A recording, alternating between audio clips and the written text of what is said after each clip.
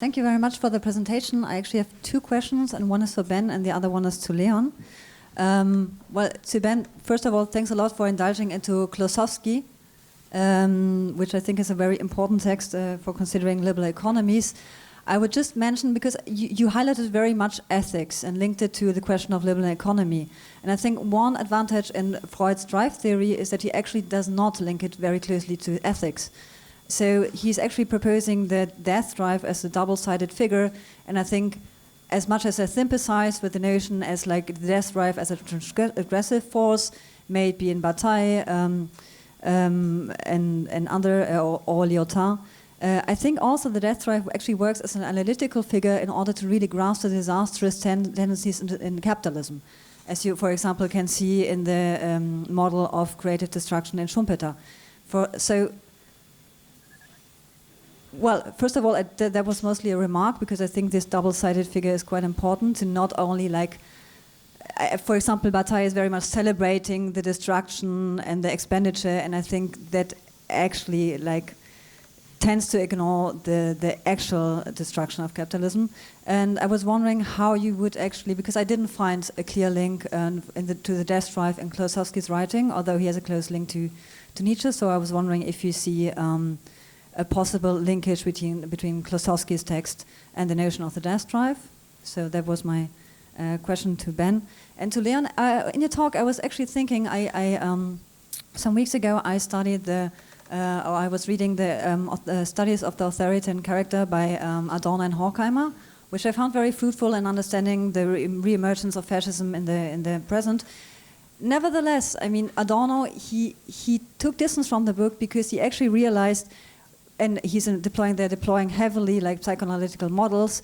So he was taking distance because he said that they actually risk to anthropologize authoritarianism and the authoritative character.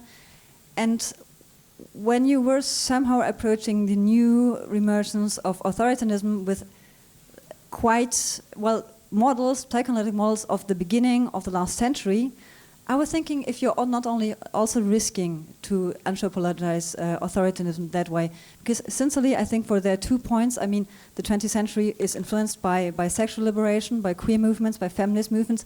So applying the Oedipal model without actualizing it to the current situation is really risking that.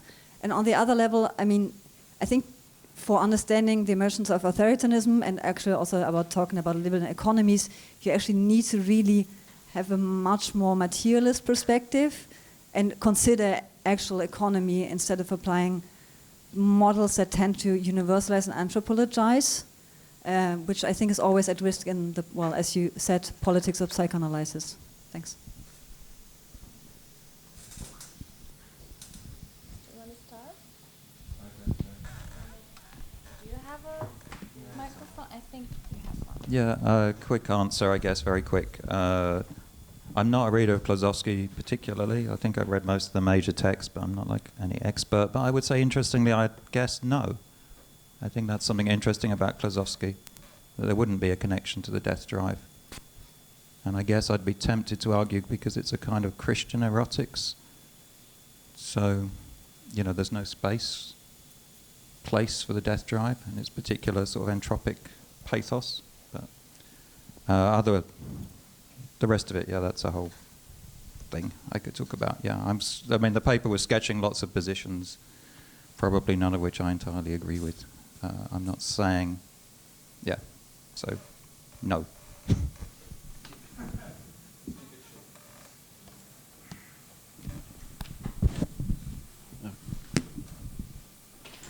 Okay. Definitely not apologizing. Yeah, that was definitely not my intention to sort of legitimate these processes on an ethical level. Anthropologizing. Oh, sorry. Yes. So the perspective that I was trying to would have been an easier answer. Yeah. Yes, of course. This form of critique is quite relevant and in existence. The model that I was suggesting was coming in a way based on the assumption which can be viewed as ethical in the sense of that populism is not necessarily bad. It is based on libidinal economies of identification, right? This is maybe an anti-political claim in a sense of and anthropologizing in a sense, but then I was offering this as a suggestion today, as a way to even pragmatically or utilitarianly dealing with this phenomenon that happens today, which it seems that the political theory which disregards this anthropological aspect, to me at least, seems to be missing out a certain aspect. Now, this is something that, again, I'm repeating the name of Lacan, but this is my personal obsession. But Lacan was always saying that psychoanalysis is not the discourse of all discourses. He was also saying there is no meta-language, there is no discourse of all discourses. And in a sense, my suggestion today was humble in the same way. I was giving a perspective from a suggestion from the perspective of psychoanalysis, which is not to cover every aspect of the political field, but to provide let's say, a subversive perspective on a phenomenon. I don't think it exhausts this phenomenon in any way, right? But I do think it is important to pay attention to its singularity, right? There was a, yeah. I think, I don't know, someone, yeah, you are, yeah. Hi. I have two short questions, and they're like in the same vein, I think. My question to Ben is, what do you mean by the good? And like, you know, like, and what is, and how is that an interesting or relevant perspective for taxonomy of these theories? That's my first question. My second question is, I'm very sympathetic to Spivak's remark that that psychoanalysis in the making of its theory requires transference. And you get a serious problem if you try and apply that to a society because you don't have transference, which is how you might speak in the language of psychoanalysis, but you're not really in the perspective of psychoanalysis because you're lacking transference. So, yeah, that's my point to you. I wonder, like, is that even an interesting perspective, or is it just like an eclectic amassment of concepts and application? Thank you. Yeah, I mean by good was what people like. You know, the distinguishing between good and bad is just as simple as that. So my argument was there's a tendency to distinguish good and bad in the libidinal economy. But then it's circular. No, it's just good or bad. It's nothing. Say like my taxonomy. Because then you say my taxonomy for understanding libidinal theories of libidinal economy is itself libidinal. It's about what people like or don't like, and you know, like that seems circular. Maybe. I don't know. I'm looking at the gesture of distinguishing good and bad and saying maybe that's not so interesting. That's what I'm doing, I think. I have a question for Hannah as well at some point, but that's wait. Should I put you on the questions list? Yeah, at the bottom. Also, quick answer. Absolutely, transference is a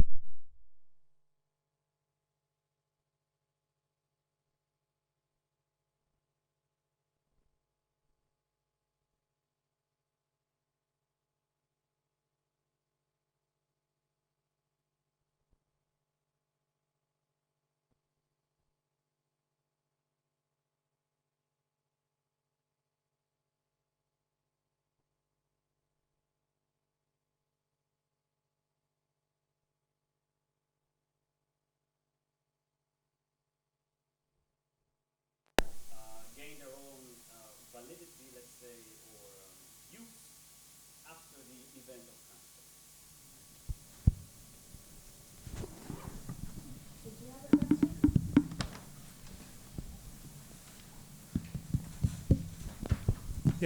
Ben? Hello? Yeah, Ben, my question is, where do you locate enjoyment in libidinal economy? So, like for Bataille, enjoyment is expenditure. For Freud, I think it's something like, it changes over time, but something like economizing. So I wonder where you, in the way that you set up the contrast, I wonder where you would locate enjoyment yourself. That's a good question. I'm not sure. I guess that was one of the things the paper didn't do, I think. No, it's okay. I don't know what I think, usually. So, yeah, I don't know is the short answer. I mean, I guess I'm attracted, as usual, to models of sort of jouissance as a combination of pleasure and pain, which are correlated with the death drive. But again, I'm sort of semi-suspicious about the tracking, and once they are emblematic of capitalist enjoyment, at the same time resistant to it, and I still have problems about how we're going to exactly kind of formulate that, which comes back to some of the things I was thinking about in relationship to Hannah's paper. It's not that I guess at an anthropological level, I tend to think Freud's right about pretty much most things. I have a kind of Freudian view of human nature, and a view of human nature. And I think the kind of things that we are kind of screwed up about enjoyment, and our forms of enjoyment are kind of fairly constitutively screwed up, although that doesn't then dictate we screw up everything else. And that's where I guess I'm interested in what we might call an education or a formation. I guess that's the sort of Hegelian thought lurking at the back of my mind. A phenomenology not just as in here's how terrible everything is and here's why we are. This is where Zizek gets with a kind of original sin thing, like we're just all perverted and it's terrible and it's bad. At the same time, I tend to think we're quite like that. I also tend to think human beings are fundamentally good for some reason. I think that's actually more troubling than thinking we're fundamentally evil, because that puts more of a demand on us. If we're fundamentally evil, we just fuck shit up. That's just the way we are. The planet, etc., capital. I think if you say, which I think we are, fundamentally good at some level, then you say, maybe it comes back to the good and bad. It comes back to a kind of saying, you better do something. You're doing wrong. So I don't know how that integrates with these questions of enjoyment, but I think there has to be a kind of question, and it comes back to what you're asking me about good and bad and the ethical, about some kind of formation and the historical kind of formation of an enjoyment or desire that doesn't just kind of revel in the fact that we're a mess. Otherwise, why the project of psychoanalysis at all? Why bother? Why not just describe? Why even formulate? I mean, Freud, famously, as I admire, Freud's sort of tragic pathos, the aim to turn hysterical misery into everyday unhappiness is one of his great lines. But, why bother at all? And I think that also, naive, quote unquote, as ego psychologists are, we have to be aware of that as part of the project of psychoanalysis and part of the project of Marxism, as a pedagogic project with all its problems, impasses, and paradoxes. We couldn't educate desire or pleasure or jouissance or whatever we want to call it. Kind of why bother? So. Cool. Yeah, interrupt. I won't be long. Yeah, Hannah, just really lots of questions I thought were very good. I guess the one thing I was thinking of when you were talking was about Marx. I'm no expert, but I think Marx's account of human nature and human desire in the economic and philosophical manuscripts. And spoiler, I quite like it. I think it's quite interesting. I don't think it's like humanist because I think one of the things that I found interesting in rereading it and thinking about it is this notion that human beings are fundamentally selfish. So your expectation might be, from your understanding of Marx, that you would imply some fundamentally, we're fundamentally sharing, a kind of Proudhonian kind of thing, counter to capitalist visions, Robinsonade kind of things, which he says. But I think what he's sort of suggesting is that we're fundamentally selfish in the sense of about self-production. But our self-production has to be kind of self-production through others. He has this notion of a mirror mirroring others, which might come around into problems with the imaginary. So I kind of think it's almost a sort of Spinozist image of desire or self-production or reproduction through kind of throwing ourselves out there. And I wonder, whether that's,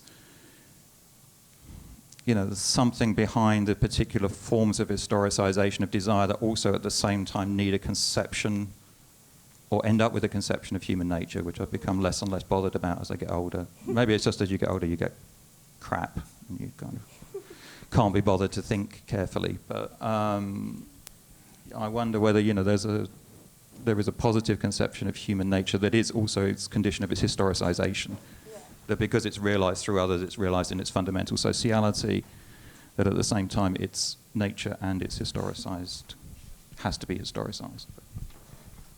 Yeah, thanks. That's a really... It's a long time since I've read the manuscripts, so I just have sort of vague memories about species being and stuff. Yeah, but I do remember this really great moment in the book by Alfred Schmidt on the concept of nature in Marx, where he makes this argument that the moment where you can think of kind of Marx and Freud coming together, for him that feels sort of meaningful is precisely what he, like through the kind of the metabolism of humanity and nature, meaning the material world, in Marx. And then on the other hand, he kind of, I think, talks about the relationship between Eros and the death drive in Freud. And I think I feel like I'm generally very unconvinced by almost all attempts to think Marx and Freud together. I think they usually sort of collapse, or you have to get rid of something really crucial from one or the other. But I find this quite a convincing moment somehow, and that at first glance the death drive, which is the drive to restore this kind of previous state of things, and in the Beyond the Pleasure Principle, literally the very beginning of the whole world or something, when there's at first glance it seems like an extremely thing, but I guess the thing that Schmidt is identifying is that it's really only about the constant relationship between Eros and the death drive. It's not, so I guess that would be my kind of bad answer, because I haven't actually read the manuscripts for ages. Yeah, well, they're very good. It's a good reminder about the Schmidt. I think you have to come forward a little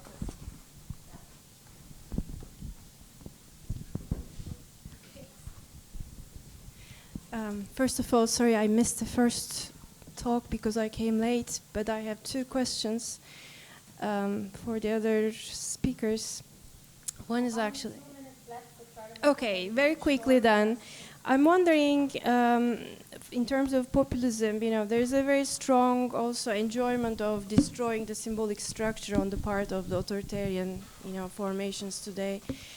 So I'm wondering whether thinking real, symbolic, and imaginary, those three registers together might be a better way of understanding what's going on, but also differentiating from an alternative one. So this is what I thought when I was listening to your talk, that there's a real enjoyment of some imaginarization of a symbolic on the part of the authoritarian formations, whereas maybe the progressive could be an alternative imaginary enjoyment where you're approaching the real from the symbolic, so the separations, I don't know, seem both very enticing, but also I wasn't so sure. And for Hannah, I think, yes. Prostitution, I thought about, there are also a lot of references to slave mode of production, I guess, when Marx picks up prostitution. You see wage slavery, prostitution, and machinery, those three terms sometimes quite together in the texts. So I was wondering whether, apart from the libidinal economy of the commodification, there might be another libidinal economy there lurking, which is something to do with the master-slave dialectic, or which now complicates the historization because there are two modes of productions within the same figure of the prostitute. That's it.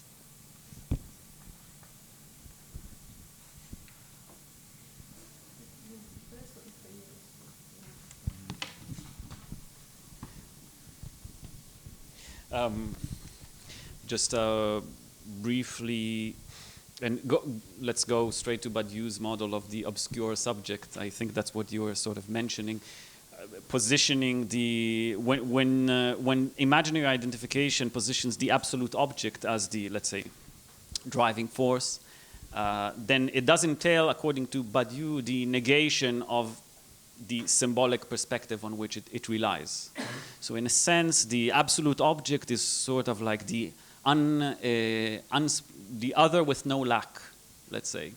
And this figure just takes hold of the whole symbolic sphere and sort of is in a state of disavowal in relation to the symbolic perspective, right? Yeah, I think that's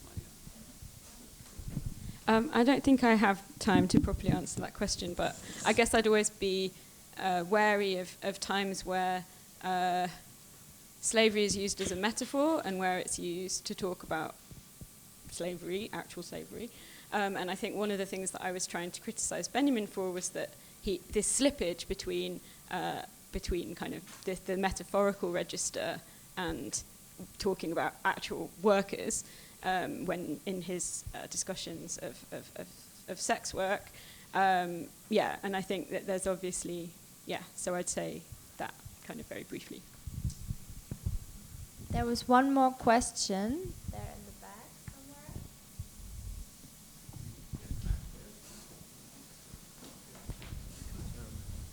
somewhere. Okay, so sorry. No, it's okay.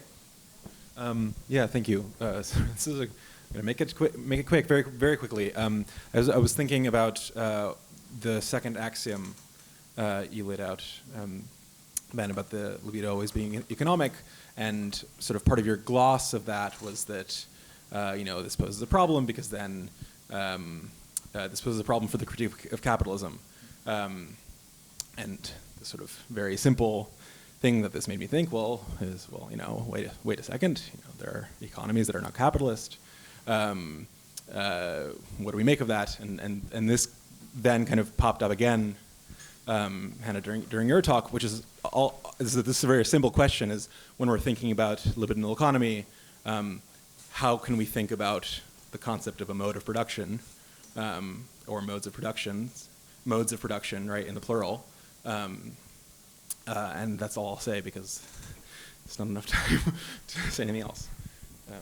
Yeah, that's a good question. I guess I was thinking because of Freud's definition of economy as like minimization of pain, maximization of pleasure, which, as I think Jean-Joseph Guy points out, is very close to, or almost exactly the same as the definition by Jevons and his Principles of Political Economy, who's the founder of the marginal school, which is now the sort of dominant notion of microeconomics and economics after Marx. So I guess I was thinking that's the real threatening case.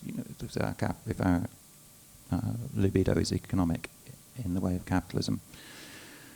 Yeah, I guess the second question, modes of production would be an interesting one, or whether we'd even choose to use the word economy anymore.